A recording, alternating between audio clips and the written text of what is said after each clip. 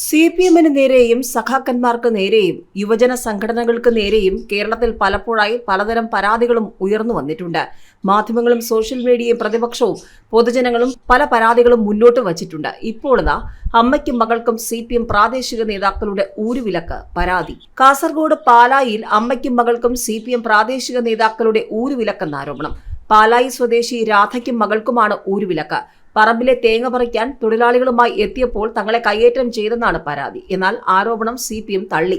ശനിയാഴ്ച രാവിലെ തേങ്ങ പറിക്കാൻ തൊഴിലാളികളുമായി എത്തിയപ്പോൾ CPM-ന്റെ പ്രാദേശിക നേതാക്കൾ ഇടപെട്ട് തൊഴിലാളികളെ തടഞ്ഞെന്നാണ് പരാതി. ഇത് ചോദ്യം ചെയ്ത തങ്ങളെ അസഭ്യം പറഞ്ഞു. സമീപത്തെ റെഗുലേറ്റർ ബ്രിഡ്ജിന്റെ സ്ഥലം ഏറ്റെടുപ്പുമായി ബന്ധപ്പെട്ട് രാധയും പ്രാദേശിക നേതാക്കളുമായി അഭിപ്രായ വ്യത്യാസമുണ്ടായിരുന്നു. ഇതിന്റെ ഭാഗമായി കുടുംബത്തെ ഒറ്റപ്പെടുത്തിയതാണ് ആരോപണം. എന്നാൽ പ്രദേശത്തെ തൊഴിലാളികളെ ഒഴിവാക്കി പുറത്തുനിന്നും തൊഴിലാളിയെ കൊണ്ടുവന്നത് ചോദ്യം ചെയ്യുക മാത്രമാണ് ചെയ്തതെന്നും രാധയും മകളുമാണ് പ്രകോപനം ഉണ്ടാക്കിയതെന്നുമാണ് നേതാക്കളുടെ മറുപടി.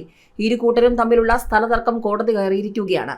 തങ്ങളെ പാർട്ടി ദ്രോഹിക്കുകയാണെന്ന ആരോപണത്തിന് ഇവരെ ഒറ്റപ്പെടുത്തണമെങ്കിൽ തങ്ങൾക്ക് പണ്ടേ ആകാമായിരുന്നു എന്നാണ് CPM-ന്റെ മറുപടി.